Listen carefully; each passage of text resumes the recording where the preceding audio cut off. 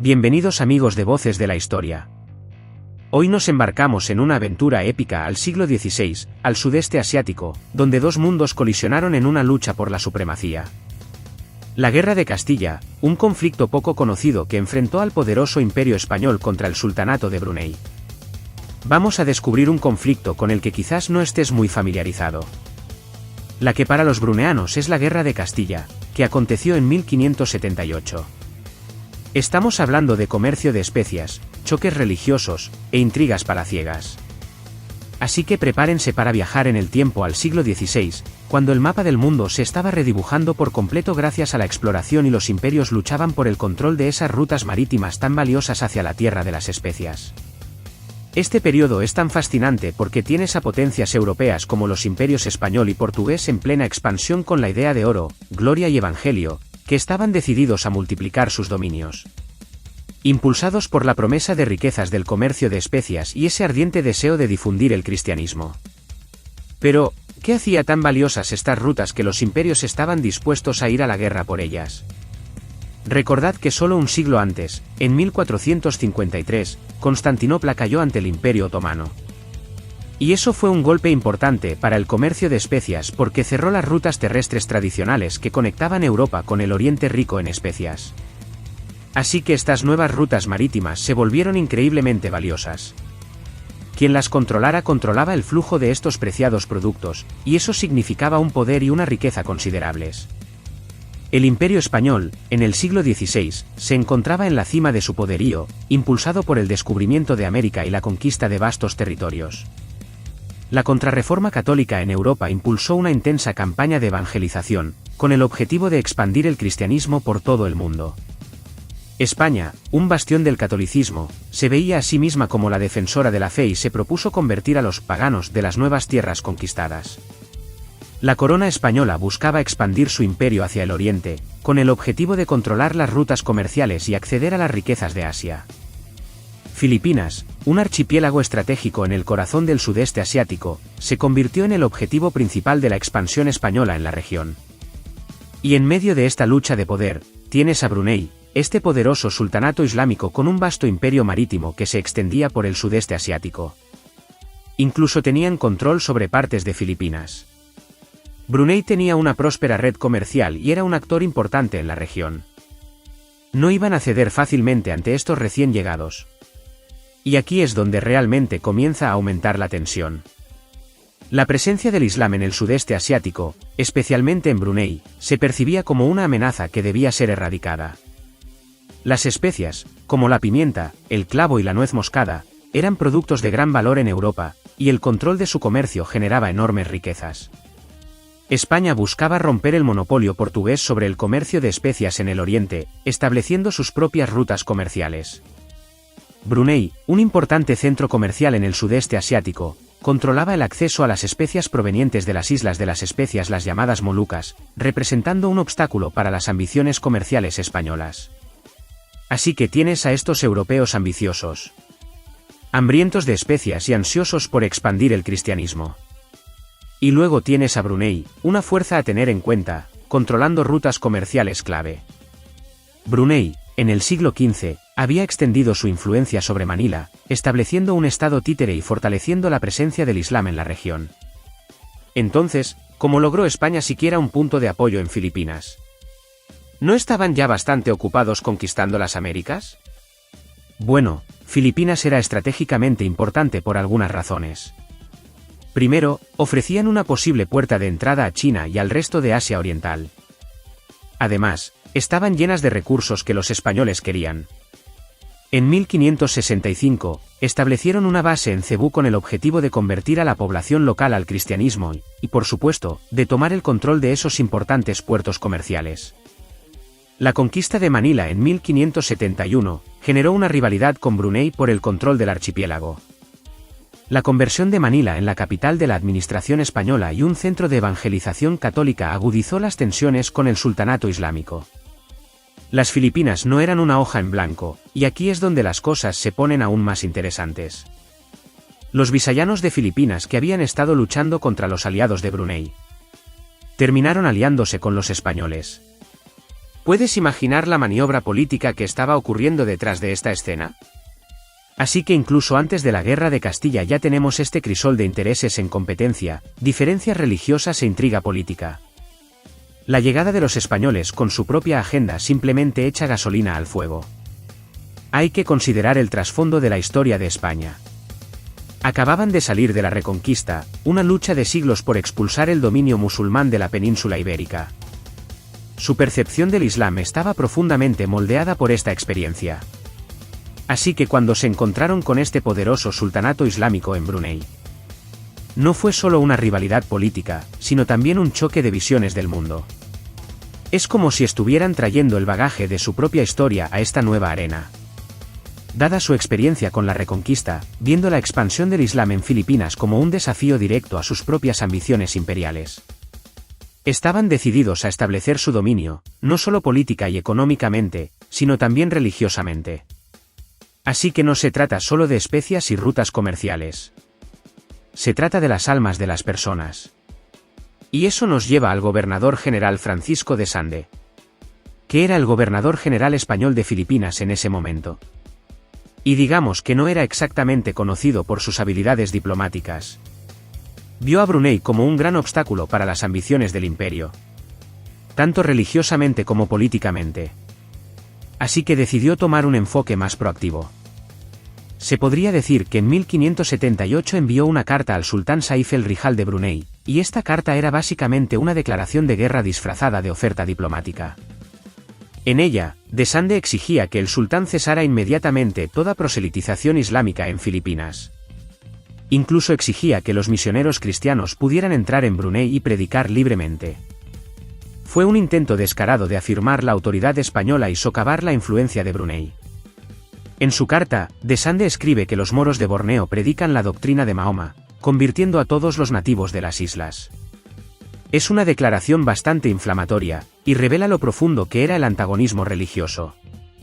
El sultán no quedó impresionado, viendo Filipinas como parte del mundo islámico, y no tenía ninguna intención de ceder a las demandas de España.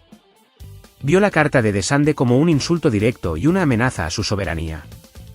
Este choque de ideologías, religión y territorio, fue la chispa que encendió la Guerra de Castilla.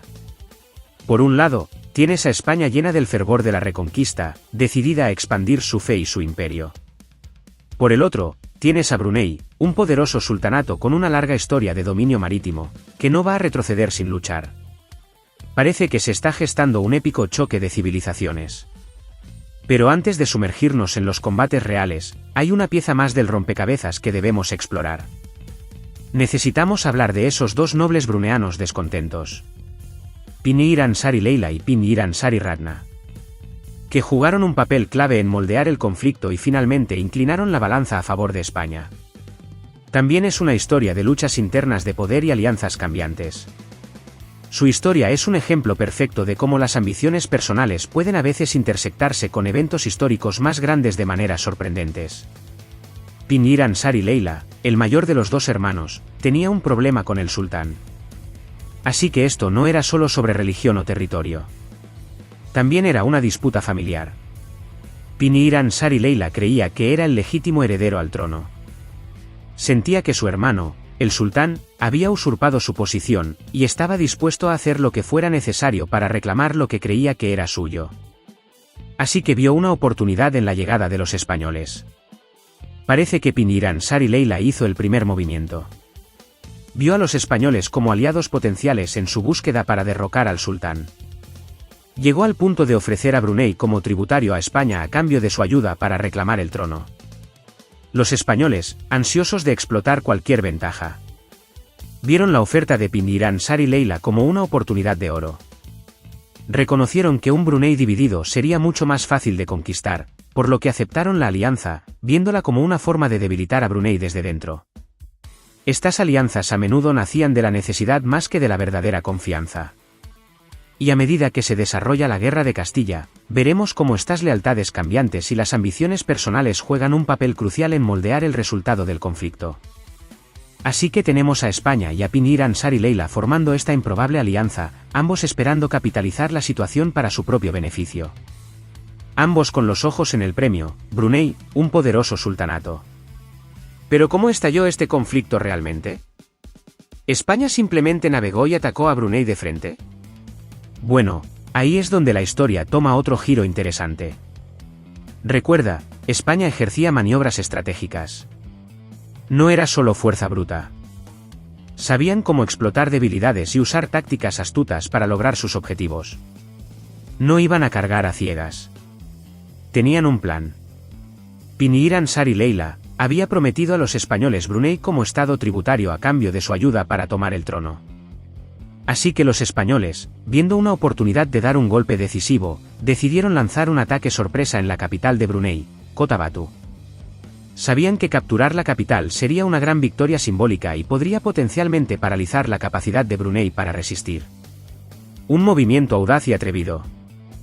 En 1578, una flota española liderada por el propio de Sande zarpó hacia Brunei. Tenían unos 400 españoles, 1500 filipinos, y curiosamente, alrededor de 300 bruneanos leales a Pinir Ansari Leila. Imaginaos la escena, esta fuerza diversa navegando hacia Kota Batu, cada grupo con sus propias motivaciones, sus propias esperanzas y miedos. Es un recordatorio de que la historia está formada por personas reales con vidas reales y motivaciones complejas. Me pregunto cómo debe haber sido para esos guerreros filipinos luchar junto a los españoles. ¿Eran verdaderos creyentes en la causa o simplemente quedaron atrapados en el fuego cruzado de estas fuerzas mayores? Es una pregunta que vale la pena considerar. Solo podemos especular sobre sus historias individuales, pero destaca el costo humano de la guerra, cómo puede trastornar vidas y obligar a las personas a tomar decisiones difíciles. Entonces, esta tripulación heterogénea llega a Kota Batu. La flota llegó a las costas de Brunei, y tras un breve intercambio de mensajes con el sultán Saif el Rihal, quien rechazó las exigencias españolas, se inició la invasión. Lanzando su ataque el 16 de abril de 1578, en principio el plan funcionó a la perfección. El sultán y sus fuerzas fueron tomados por sorpresa y se vieron obligados a huir. Los españoles, con su armamento y tácticas superiores, rápidamente tomaron el control de Kota Batu. El sultán Saif el Rihal y su tío Abdul Kahar se vieron obligados a huir al interior de la isla, estableciendo su base de operaciones en Gerudón. Así que parece una victoria para España y Pinir Ansari Leila. Sí, pero recordad, la victoria a menudo tiene un costo. Y en este caso el costo fue alto. A pesar de la pérdida de la capital, los bruneanos no se rindieron. El sultán Saif el Rihal y Abdul Kahar organizaron la resistencia desde Gerudón, hostigando a las tropas españolas con ataques de guerrilla. El príncipe Bendahara Sakam, quien se había refugiado en la isla de Ambon, también lideró una feroz resistencia contra los invasores. Los ataques de guerrilla, liderados por Sakam y otros jefes locales, desgastaron a las tropas españolas, causándoles importantes bajas y dificultando su avance. La resistencia bruneana, aunque no logró expulsar a los españoles, impidió que estos consolidaran su control sobre el territorio. Durante la ocupación de Kota Batu, las tropas españolas saquearon el palacio del sultán y las casas de los nobles, apoderándose de objetos de valor y riquezas. Por causa de los heridos, la resistencia de los bruneanos, y otro enemigo más insidioso con el que los españoles tuvieron que lidiar. Los brotes de cólera y disentería mencionados en los legajos referentes a esta expedición. Imaginad que en esos días, con conocimientos médicos limitados, un brote así podría ser devastador. Estas enfermedades arrasaron con las filas españolas, debilitando considerablemente sus fuerzas. Recordad que estaban en una tierra extranjera, lejos de sus líneas de suministro y enfrentándose a un enemigo que conocía el terreno. Así que aunque habían capturado la capital, su posición estaba lejos de ser segura. Lograron mantenerla durante 72 días, un testimonio de su resistencia y determinación. Pero al final, la combinación de enfermedades, suministros menguantes y la amenaza de un contraataque bruneano los obligó a tomar una decisión difícil. Tuvieron que retirarse. Se dieron cuenta de que mantener Kota Batu ya no era sostenible. Habían logrado su objetivo inicial de capturar la capital y debilitar a Brunei, pero no podían arriesgarse a quedarse más tiempo. Antes de irse, sin embargo, decidieron dejar su marca. El 23 de junio de 1578, en un acto de represalia por la resistencia bruneana y como muestra de desprecio hacia el Islam, las tropas españolas incendiaron la gran mezquita de Kota Batu. Una declaración poderosa. Solo podemos imaginar el significado simbólico de ese acto. No se trataba solo de estrategia militar. Se trataba de enviar un mensaje. Fue un acto deliberado de guerra simbólica. Estaban atacando el corazón de la identidad islámica de Brunei, con la intención de desmoralizar a la población y socavar su resistencia. Fue una táctica brutal. Y que tendría repercusiones duraderas. Entonces, los españoles se retiran de Kota Batu, el 26 de junio. La retirada fue precipitada, dejando atrás gran parte del botín y evidenciando la incapacidad para consolidar su control sobre Brunei. ¿Cuál fue el resultado inmediato de la guerra?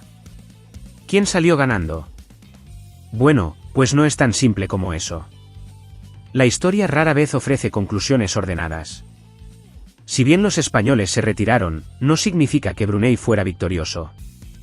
De hecho, España logró evitar que restablecieran un punto de apoyo en Luzón, que fue uno de sus objetivos clave desde el principio. Así que, en cierto modo, ambos lados lograron algunos de sus objetivos. Esa es una forma de verlo. Los españoles lograron debilitar la influencia de Brunei en Filipinas, mientras que Brunei logró defender su tierra natal de una conquista total. Pero el conflicto tuvo un impacto duradero en ambos lados, y las repercusiones de este evento se sentirían durante siglos. Entonces, las cosas no son tan blanco y negro como podrían parecer a primera vista. ¿Qué pasó con las consecuencias a largo plazo? ¿Cómo moldeó la guerra de Castilla el destino tanto de Brunei como de España? Para Brunei, la guerra marcó el comienzo de su declive como potencia marítima importante. Les obligó a adoptar un enfoque más cauteloso hacia las potencias extranjeras y centrarse en consolidar su control sobre Borneo. Su vasto imperio, que se había extendido por gran parte del sudeste asiático, se reduciría gradualmente en los siglos siguientes. Así que, aunque lograron repeler la invasión española, la guerra tuvo un impacto duradero en su influencia regional. ¿Qué factores contribuyeron a este declive? ¿Fue solo debido a los españoles, o hubo otras fuerzas en juego? Los españoles fueron definitivamente un factor importante, pero también hubo otros factores contribuyentes, como el auge de otras potencias europeas como los holandeses y los británicos. Estos nuevos actores estaban ansiosos por hacerse con sus propias esferas de influencia en la región, y a menudo estaban dispuestos a usar la fuerza para lograr sus objetivos. Para Brunei, ya debilitado por la guerra de Castilla, fue cada vez más incapaz de competir con estos recién llegados bien armados y ambiciosos. Es como un efecto dominó, un evento desencadena una cadena de reacciones que lleva a consecuencias imprevistas. ¿Y para España? ¿Cómo moldeó este conflicto su trayectoria en el sudeste asiático? Para España, la guerra de Castilla fue solo el comienzo de su larga estancia en Filipinas. Marcó el inicio de lo que se conocería como las guerras hispano-moras, una serie de conflictos prolongados entre los españoles y varios grupos musulmanes en el sur de Filipinas que continuarían durante siglos. Así que fue la semilla de un conflicto mucho mayor, la que se sembró durante la Guerra de Castilla. Es asombroso cómo estos eventos aparentemente aislados pueden tener consecuencias tan amplias. Pinir Ansari Leila, quien se alió con los españoles, con la esperanza de tomar el trono para sí mismo, no tuvo un final de Hollywood. Murió poco después de que los españoles se retiraran de Kota Batu. No se sabe muy bien cómo, pero hubo rumores de que fue envenenado por el sultán, su propio hermano. Imaginar la intriga, la sospecha, los susurros en los pasillos del palacio. Es un recordatorio de que incluso en la victoria puede haber traición y consecuencias inesperadas. Entonces, la guerra de Castilla termina, pero la historia no termina ahí. La versión de los eventos en Brunei es bastante diferente de la española. La historia a menudo se cuenta desde múltiples perspectivas, y la guerra de Castilla no es una excepción. En Brunei, la guerra a menudo se recuerda como una victoria heroica contra invasores extranjeros. Celebran la resistencia del sultán a las demandas españolas y la expulsión final de los invasores. Es una historia de unidad nacional, resistencia y el triunfo del bien sobre el mal. Tiene sentido que la enmarquen como una victoria. Después de todo, lograron defender su tierra natal de una potencia extranjera. Su narrativa parece minimizar los éxitos españoles. Y tiende a pasar por alto el papel de Pinir Ansari Leila y su alianza con los españoles. En Brunei, a menudo se le ve como un traidor que colaboró con el enemigo. Es un tema delicado, uno que toca cuestiones de lealtad, traición e identidad nacional. Es fascinante cómo el mismo evento puede ser interpretado de manera tan diferente dependiendo de quien cuente la historia. ¿Y qué hay de la perspectiva española? ¿Cómo recuerdan la expedición a Brunei?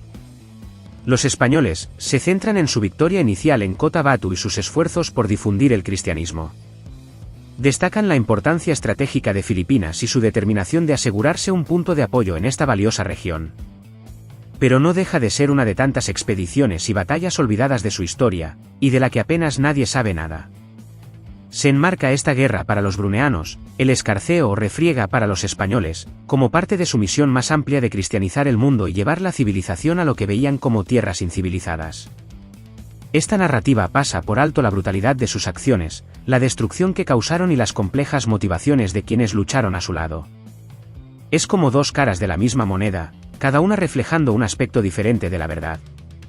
Pero, ¿qué hay de los filipinos que quedaron atrapados en medio de este conflicto? Sus voces a menudo están ausentes en estas grandes narrativas. Ese es un punto crucial, y uno que a menudo se pasa por alto. Veréis, la Guerra de Castilla no fue solo un choque entre dos imperios. Fue un conflicto que impactó profundamente en las vidas de los filipinos comunes. Ellos fueron quienes la vivieron en su tierra, quienes sintieron el peso de la lucha, quienes se vieron obligados a elegir bandos en una guerra que no era del todo suya. Así que su perspectiva es esencial para comprender la complejidad total de la Guerra de Castilla. ¿Qué se puede decir sobre sus experiencias? ¿Qué desafíos se enfrentaron? ¿Cómo navegaron este periodo tumultuoso? Imagina ser un aldeano filipino viviendo cerca de Kota Batu cuando llegaron los españoles. Tu mundo se vuelca de repente. Estás atrapado entre estas poderosas fuerzas, cada una exigiendo tu lealtad, cada una amenazando tu forma de vida. Algunos filipinos eligieron aliarse con los españoles, viéndolos como liberadores del dominio bruneano. Otros permanecieron leales al sultán, defendiendo su tierra natal de los invasores extranjeros, y otros intentaron mantenerse neutrales, esperando evitar el conflicto por completo. Debió haber sido un tiempo de increíble incertidumbre y miedo. Una mezcla compleja de factores. Algunos podrían haber sido motivados por creencias religiosas, alineándose con los españoles con la esperanza de convertirse al cristianismo. Otros podrían haber sido influenciados por promesas de riqueza o poder, esperando obtener ventajas en este nuevo panorama político. Habría otros que podrían haber elegido el lado que pensaban que ofrecería la mejor protección para sus familias y comunidades. Es un recordatorio de que la historia no se trata solo de reyes y conquistadores. Se trata de las vidas de personas comunes que intentan sobrevivir y dar sentido al mundo que los rodea. Sus historias, aunque a menudo pasadas por alto, son esenciales para comprender el impacto total de estos eventos históricos. Entonces, ¿cómo descubrimos estas perspectivas ocultas? ¿Qué fuentes podemos consultar para obtener una visión de las vidas de estos filipinos comunes? No es fácil, ya que sus voces a menudo están silenciadas en los registros oficiales, pero podemos juntar fragmentos de información de varias fuentes, buscando más allá de las grandes narrativas para encontrar esos destellos de experiencia humana. Podemos examinar historias locales, tradiciones orales e incluso evidencia arqueológica para reconstruir sus vidas y entender sus perspectivas. También podemos buscar pistas en los relatos españoles, buscando esas menciones fugaces de las acciones, creencias y motivaciones filipinas. Es como armar un rompecabezas, buscando esas piezas faltantes que pueden ayudarnos a crear una imagen más completa del pasado. Ese es un enfoque fascinante. Es como ser un detective, juntando pistas del pasado para descubrir esas historias ocultas. Y creo que es un trabajo increíblemente importante porque nos recuerda que la historia no se trata solo de fechas y batallas, sino de las vidas de personas reales. Que vivieron, amaron, sufrieron y triunfaron frente a desafíos extraordinarios. Al explorar estas diversas perspectivas, obtenemos una comprensión más rica y matizada del pasado. Nos movemos más allá de las narrativas simplistas de héroes y villanos para ver la humanidad en todos los que participaron en estos eventos. Así que hemos explorado las causas, los actores clave, las batallas y las secuelas de la Guerra de Castilla. Incluso hemos profundizado en las narrativas en conflicto y las perspectivas ocultas de quienes vivieron durante este tumultuoso periodo. Pero siento que aún hay una pieza más del rompecabezas que necesitamos explorar. ¿Qué pasaría si el resultado de la Guerra de Castilla hubiera sido diferente? ¿Qué pasaría si España hubiera logrado conquistar completamente Brunei e instalar a Pin Iran Sari Leila como su gobernante títere? ¿Cómo podría haber cambiado el curso de la historia? Esa es una pregunta fascinante, y una que los historiadores han debatido durante siglos. La Guerra de Castilla, aunque resultó en una retirada española, fue un evento crucial que puso en marcha una serie de cambios que moldearían profundamente el destino del sudeste asiático. Y si España hubiera tenido éxito en conquistar completamente Brunei, las consecuencias habrían sido aún más amplias.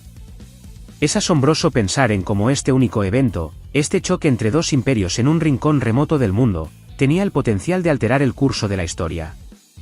Pero incluso en la realidad que se desarrolló donde España no conquistó Brunei, la Guerra de Castilla aún tuvo un impacto duradero en aquellas tierras. Marcó el comienzo de la larga y compleja estancia de España en Filipinas, y contribuyó al declive de Brunei como una potencia marítima importante. También sirve como un recordatorio del costo humano de estos conflictos, las incontables vidas que fueron alteradas y los legados que continúan moldeando la región hoy en día. Mientras terminamos esta inmersión profunda en la Guerra de Castilla, me sorprende cuánto hay que aprender de estos capítulos aparentemente olvidados de la historia. Es fácil quedar atrapado en las grandes narrativas de imperios y conquistas, pero son esas historias individuales, esas voces del pasado, los que realmente dan vida a la historia. La Guerra de Castilla, con su choque de culturas, su fervor religioso, y su intrincada red de alianzas políticas y traiciones, ofrece un vistazo a un mundo al borde de la transformación. Y al profundizar en estos eventos, al explorar esas múltiples perspectivas, obtenemos una comprensión más rica no solo del pasado, sino también de las fuerzas que continúan moldeando nuestro mundo hoy en día. Así que para ustedes que nos escuchan, aquí hay un pensamiento final para reflexionar. La Guerra de Castilla, aunque aparentemente un evento distante, ofrece valiosas lecciones sobre la interconexión de nuestro mundo, las complejidades de la ambición humana y los legados duraderos del conflicto. Mientras sigues con tu día, piensa en las historias no contadas. Las perspectivas ocultas y las elecciones que hicieron los individuos frente a desafíos extraordinarios. Sus experiencias, aunque a menudo pasadas por alto, son una parte integral de nuestra historia humana compartida, y nos recuerdan que el pasado nunca es verdaderamente pasado. Continúa moldeando nuestro presente e influenciando nuestro futuro de maneras que quizás nunca comprendamos completamente. La Guerra de Castilla puede ser una nota al pie de la historia grandiosa, pero es una historia que vale la pena recordar, una historia que puede enseñarnos sobre nosotros mismos, y nuestro mundo. Y el poder perdurable del espíritu humano para adaptarse, resistir y crear nuevas narrativas frente a la adversidad. Y con eso, concluiremos esta inmersión en las aguas del pasado. Pero el viaje no termina aquí. Les animamos a seguir explorando, a seguir haciendo preguntas y a profundizar en el fascinante mundo de la historia, y a sacar sus propias conclusiones. No se olviden de dejar sus comentarios, suscribirse al canal y activar la campana para no perderse ningún episodio de Voces de la Historia. Hasta la próxima, amantes de la historia, un saludo y gracias.